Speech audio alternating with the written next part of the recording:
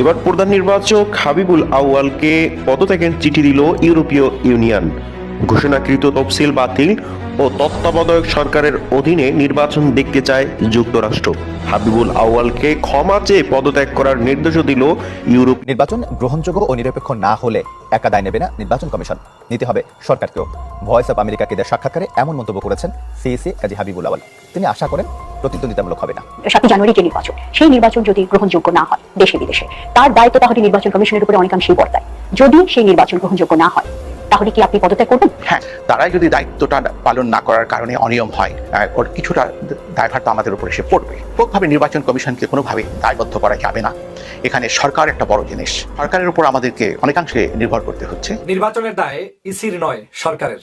কথাটি বলেছেন বর্তমান নির্বাচন কমিশনার আউয়াল সাহেব, প্রধান নির্বাচন কমিশনার।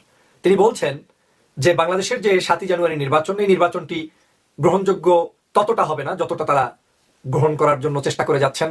এবার প্রধানমন্ত্রীকে কঠিনভাবে ফাঁসিয়ে দিয়েছে প্রধান নির্বাচক হাবিবুল আউয়াল। তিনি বলতেছেন যে এই নির্বাচন যদি সুস্থ না হয় তাহলে সেই জন্য দায়ী থাকবে সরকার। কেননা আপনারা দেখেছেন ভয়েস অফ আমেরিকার একটি সাক্ষাৎকারে বলেছে, যদি 7 জানুয়ারি নির্বাচন যদি বৈধ ঘোষণা না হয় তাহলে সেই নির্বাচনের দায়ী কে নেবে, নির্বাচন কমিশন কে নেবে। সে প্রশ্নের উত্তরে কিন্তু প্রধান নির্বাচক এটা বলেছেন যে সেই দায়িত্ব নির্বাচন কমিশন একা নিবে না এবং সেই দায়িত্ব প্রধানমন্ত্রী সহ নিতে হবে, এমনটা কিন্তু বলতেছে। সেই বিষয় নিয়ে কিন্তু ডক্টর ফয়জুল হক কঠিন তথ্য ফাঁস করেছে যে হঠাৎ করে কেন নির্বাচন কমিশন এত ফুলটি বাজ খেয়েছে। দর্শক, এই বিষয়ে বিস্তারিত একটি ভিডিও করেছে, আপনাদেরকে দেখাবো। ভিডিওটি শেষ পর্যন্ত দেখলে অবশ্যই বুঝতে পারবেন। 7 জানুয়ারি যে নির্বাচন, সেই নির্বাচন যদি গ্রহণযোগ্য না হয় দেশে বিদেশে, তার দায়িত্ব তাহলে নির্বাচন কমিশনের উপরে অনেকাংশেই বর্তায়।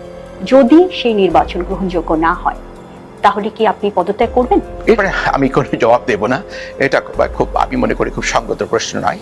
আমরা আমাদের দায়িত্বশীলতার সাথে কাজ করে যাব। আমরা আশাবাদী যে সকলের প্রচেষ্টায় নির্বাচন অবাধ, সুষ্ঠু, নিরপেক্ষ হবে, এই প্রত্যাশা আমাদের নির্বাচন কমিশনের থেকে সেই চেষ্টাটা থাকবে, সেই প্রয়াসটা থাকবে।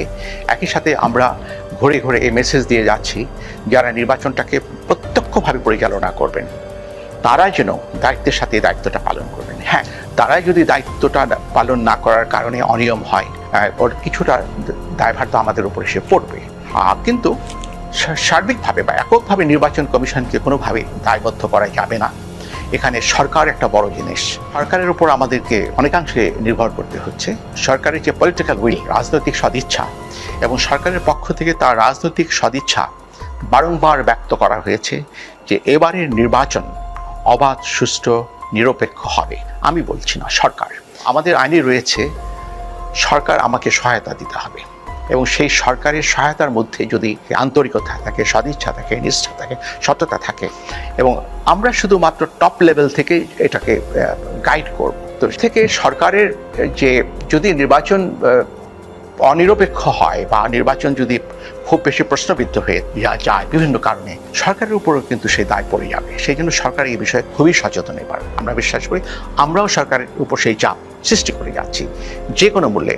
আমরা তো সরকার বলতে সরকারের মন্ত্রীরা এবং সরকারের প্রশাসনিক যে কর্মকর্তা কর্মচারীরা আছেন স্থানীয়ভাবে, জেলা প্রশাসক, পুলিশ সুপার, বিভাগীয় কমিশনার, পুলিশ কমিশনার, তাদের সাথে আমাদের ধারাবাহিক মিটিং হচ্ছে। ওরাই সরকার, ওরাই প্রকৃতপক্ষে সরকার। উপজেলা নির্বাহী অফিসার তাদেরকে এখানে এনেছি, জেলা প্রশাসকদেরকে এনেছি, তাদেরকে আমরা বুঝিয়ে দিয়েছি নির্বাচনের গুরুত্বটা কী, নির্বাচন কেন অবাধ, নিরপেক্ষ হওয়া প্রয়োজন। তাদেরকে আমরা বারবার আন্তরিকভাবে এবং প্রশিক্ষণ দিয়ে 1 দিন 2 দিন করে এখানে রেখে প্রশিক্ষণকে বোঝানোর চেষ্টা করেছি। তো আমরা আশা করি তারা চেষ্টা করবেন। যে কিন্তু কিছু কিছু ল্যাপসেস হতে পারে, কিন্তু সার্বিকভাবে যেটা হচ্ছে মোটা দাগে বিতর্কিত হয়ে গেল কিনা। আপনি যদি বলে থাকেন একেবারে অ্যাবসলিউটলি নিরপেক্ষ হতে হবে, একটা বিচ্যুতি হতে পারবে না, সেটা নিশ্চয়তা দেওয়া খুব কঠিন। কোন কেন্দ্রে একটা অনিয়ম হতে পারে, কোনো আরেক জায়গায় 2টো কেন্দ্রে অনিয়ম হতে পারে, কিন্তু সার্বিকভাবে যেটাকে বলে জেনারেল টার্মসে নির্বাচনটা গ্রহণযোগ্য হয়েছে, দ্যাট ইজ ইম্পর্টেন্ট। আজ পর্যন্ত বাংলাদেশে নয়, পৃথিবীর অনেক দেশেই নির্বাচনকে অ্যাবসলিউট টার্মসে ফেয়ার এবং শান্তিপূর্ণ বলা যায়নি। অতি রিসেন্টলি পশ্চিমবঙ্গে যে নির্বাচনটা হলো পঞ্চায়েত, সেখানে 40 জন নিহত হয়েছে। আর আমরা যে নির্বাচনগুলো 1200 নির্বাচন করেছি লোকাল গভর্নমেন্টের, আমাদের একজনও নিহত হয়নি। বিগত 2 বছরে না, 18 মাসে আমরা 1200 নির্বাচন করেছি, এবং তার মধ্যে 8টা করেছি সংসদের উপনির্বাচন, তো একজনও নিহত হয়নি। এবং সহিংসতার ঘটনাও সামান্য 2-4টা ছাড়া তেমন ঘটেনি।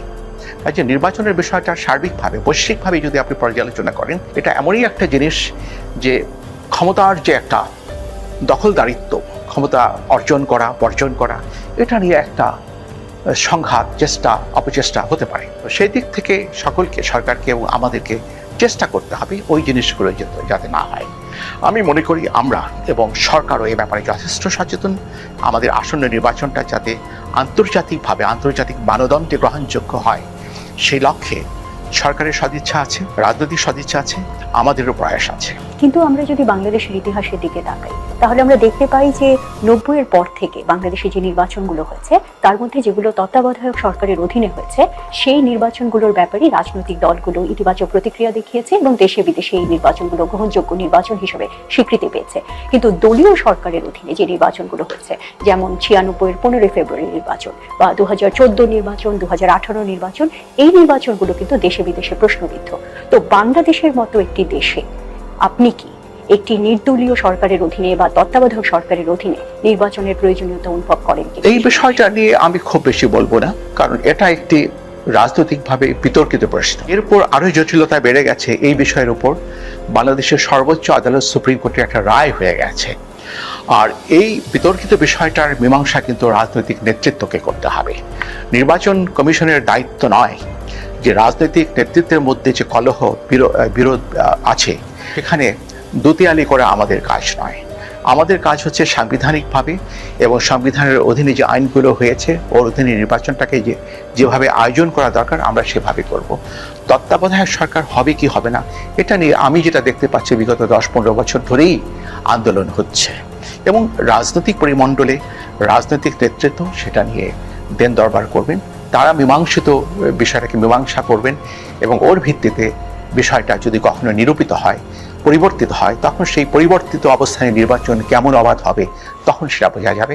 আমার তরফ থেকে নির্বাচন কমিশনার হিসেবে, প্রধান নির্বাচন কমিশনার ওর উপর তত্ত্বাবধায়ক সরকার বিষয়ে কোনো মন্তব্য করা এই পর্যায়ে। নির্বাচনের দায় ইসির নয়, সরকারের। কথাটি বলেছেন বর্তমান নির্বাচন কমিশনার আউয়াল সাহেব, প্রধান নির্বাচন কমিশনার। তিনি বলছেন যে বাংলাদেশের যে 7 জানুয়ারি নির্বাচন, এই নির্বাচনটি গ্রহণযোগ্য ততটা হবে না যতটা তারা গ্রহণ করার জন্য চেষ্টা করে যাচ্ছেন। কারণ বাংলাদেশের প্রধান বিরোধী দল নেই, বিরোধী দলের অন্যান্য রাজনৈতিক দলগুলো নেই, কিন্তু তারা এই নির্বাচনকে তাদের মতো করে সুষ্ঠু সুন্দর করতে চাচ্ছেন। কিন্তু তিনি বলছেন এই নির্বাচন কোনো অবস্থাতেই যদি সুষ্ঠু সুন্দর না হয়, সেজন্য দায়ী নির্বাচন কমিশনার সাহেব নয়, নির্বাচন কমিশন নয়। কে দায়ী? সরকার দায়ী। আপনি হাবিবুল আউয়াল সাহেব, আপনাকে প্রশ্ন রেখে বলতে চাই, আপনি রাষ্ট্রের কর্মচারী, রাষ্ট্র আপনাকে বেতন দেয়। আপনি যদি রাষ্ট্রের কোনো অন্যায় আচরণ আপনি দেখে মনে করেন যে এটা অন্যায় হচ্ছে, আপনার সংবিধান অনুযায়ী কি দায়িত্ব নেওয়া উচিত, কি করা উচিত? আপনার দায়িত্ব নেওয়া উচিত, আপনি সংবিধান অনুযায়ী প্রোটেস্ট করবেন, জনগণের কাতারে এসে দাঁড়াবেন। আপনি দেখছেন আপনার সামনে চোরেরা চুরি করার জন্য উদ্গ্রীব, আপনি দেখছেন আপনার সামনে এই চোরেরা বিরোধী দলের মানুষদেরকে জেলের মধ্যে বন্দি রেখেছে, বিভিন্নভাবে তাদের উপরে আক্রমণ করছে, মামলায় রায় দিয়ে দিচ্ছে। চোখের মধ্যে এখনো যায়নি, দেখেননি যে এই নির্বাচন সুষ্ঠু হওয়ার কোনো কিছু নেই। তারপরে আপনি বলছেন সরকারকে দায় নিতে হবে। সরকার দায় নেবে কি? সরকার তো যা কিছু করছে সব সরকারই করছে, আপনার তো কোনো স্কোপ নেই।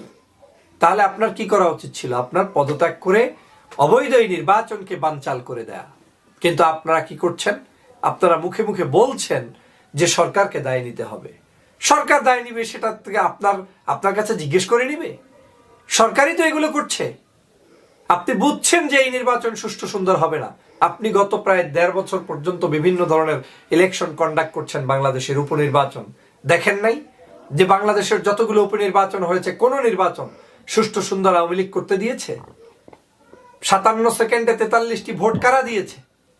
বিভিন্ন জায়গায় নির্বাচনে ভোট কারচুপি করে তারপরে 1% ভোটারে 15%, 17% কারা বানিয়েছে? কোনো ভোটার উপস্থিতি নাই, সেখানে সিল মারামারি চলছে। কে করছে? এতগুলো জিনিস চোখের সামনে দেখার পরেও আপনি 1600 কোটি টাকা নষ্ট করে বাংলাদেশের নির্বাচনকে করতে চাচ্ছেন, এটা কোনোভাবে মেনে নেওয়া যায়? আবার এখন বলছেন আপনি ভয়েস অফ আমেরিকা, বিভিন্ন ইন্টারন্যাশনাল মানে সাংবাদিকদের সামনে আপনি প্রশ্ন উত্তরে আপনি সুফি সাধকের বক্তব্য দিচ্ছেন? আপনি নিজেই জানেন যে দেশে সুষ্ঠু সুন্দর নির্বাচন সম্ভব নয়। আপনি নিজেই বারবার বলেছেন, আমি আপনার থেকেই কোট করে বলছি, আপনি বলছেন এদেশে বিদেশিদের চক্ষু লাগানো আছে, ক্যামেরা তাক করা আছে, এদেশে দেশি বিদেশি ষড়যন্ত্র চলমান আছে। আপনি নিজে বলছেন যে বাংলাদেশের গার্মেন্টস খাত নষ্ট হয়ে যাবে, বাংলাদেশের শ্রমিকদের সমস্যা হয়ে যাবে, রাজনীতিতে সমস্যা হয়ে যাবে যদি একটি সুন্দর সুষ্ঠু নির্বাচন আপনি করতে না পারেন। কিন্তু আপনি দেখেন বাংলাদেশে সুষ্ঠু সুন্দর নির্বাচন করা সম্ভব। সরকার পরিকল্পিতভাবে নৌকার প্রার্থী, নৌকার বাহিরে তাদের দ্বিতীয় টার্গেট হচ্ছে এখন তারা বিরোধী দলের কাতারে বসাতে চায় ঈগল পাখি মার্কাকে। আপনার কানে এগুলো যায়নি? বাংলাদেশের সব মানুষ জানলেও বুঝলেও আপনি বুঝতে পারছেন না যে কি হচ্ছে? এটা তো সেটিং নির্বাচন, একেবারে পরিকল্পনার চাইতেও বড় পরিকল্পনা। আপনি ভাবছেন যে এটা কোনো পরিকল্পনা না, এটা কিচ্ছু না, যা হওয়ার তাই হবে। আপনি নিজে সাংবাদিকদেরকে কিভাবে বলেন যে বাংলাদেশের প্রধান বিরোধী দলগুলো হয়তো নির্বাচনে নাই, তবে কিছু কিছু দল তো আছে। এই কিছু কিছু দলের জন্য কি 1600 কোটি টাকা বরাদ্দ করে নির্বাচন? এটা কোনো মানুষ মানতে পারে? আমার দেশের টাকা, গরিবের টাকা, ট্যাক্সের টাকা, রেমিটেন্স যোদ্ধাদের টাকা, বিদেশে কত ভাই কত কষ্ট করে দেশে টাকা পাঠাচ্ছে, সেই টাকা দিয়ে আপনারা যা ইচ্ছা তাই করবেন। এটা কি কোনোদিন মেনে নেওয়া যায়? এই নির্বাচন কি তাহলে সুষ্ঠু সুন্দর আশা করা যায়? পত্রপত্রিকা বলছে যে শেখ হাসিনার অভিষেক অনুষ্ঠান হচ্ছে 2024 সালে, আবার কি রাজতন্ত্রের। সেই জায়গায় আপনি নির্বাচন সুষ্ঠু সুন্দর করবেন? কোনোদিন পারবেন না। আমাদের যে কাজটা করা উচিত ছিল সে কাজটি হচ্ছে দেশপ্রেমিক মানুষদেরকে নিয়ে ঐক্যবদ্ধভাবে এই নির্বাচনকে প্রতিহত করা। আর সেটা হচ্ছে আপনারা যারা রাষ্ট্রের কর্মচারী আছেন, আপনাদের কি উচিত? আপনারা পদত্যাগ করবেন। আপনারা তো তাদের টাকা খাওয়ার জন্য, আপনাকে মানে ভয়েস অফ আমেরিকা সাংবাদিক জিজ্ঞেস করছে যে আপনি যে আপনারা কি পদত্যাগ করবেন? আপনি এড়িয়ে গিয়েছেন, কথা বলেন নাই। বুকে সাহস থাকলে পদত্যাগ করবেন, বলেন। আপনি তো আগে একবার বলছিলেন যে আমি নির্বাচন সুষ্ঠু সুন্দর করতে না পারলে পদত্যাগ করব। কোথায় করেছেন? আপনাদের এক পুলিশ অফিসার বলছিল ঢাকা 17 আসনের নির্বাচনকে কেন্দ্র করে নির্বাচন সুষ্ঠু না হলে, সহিংস কোনো কর্মকাণ্ড এখানে ঘটলে তাহলে সে পদত্যাগ করবে। পদত্যাগ ঠিকই করেছে, আজীবনের জন্য তার পদ থেকে সে চলে গিয়েছে, তার বয়স শেষ হয়ে গিয়েছে। দর্শক, ভয়েস অফ আমেরিকার সাক্ষাৎকারে প্রধান নির্বাচক তিনি কিন্তু সত্য কথা বলে দিয়েছেন যে নির্বাচন সুস্থ না হলে সেই দায়ভার কিন্তু নির্বাচন কমিশন নেবে না, সেই দায়ভার প্রধানমন্ত্রীও নিতে হবে। এক্ষেত্রে আপনারা দেখেছেন নির্বাচনে কিন্তু বিএনপিও আসতেছে না, জাতীয় পার্টি আসতেছে না এবং বিরোধী দলগুলো কিন্তু আসতেছে না। সেক্ষেত্রে আপনারা দেখেছেন আওয়ামী লীগ কিন্তু স্বতন্ত্র পার্টি নিয়ে তারাই কিন্তু নিজেরা সুস্থ নির্বাচন দাবি করতেছে, তারা সুস্থ নির্বাচন করবে। সম্মানিত দর্শক, আজকের এই ভিডিওটি এই পর্যন্তই। এই বিষয়ে আপনাদের ব্যক্তিগত মতামত অবশ্যই নিচে কমেন্টে জানিয়ে দিবেন। দেখা হবে পরবর্তী কোনো ভিডিওতে। সেই পর্যন্তই ভালো থাকবেন, সুস্থ থাকবেন। আসসালামু আলাইকুম।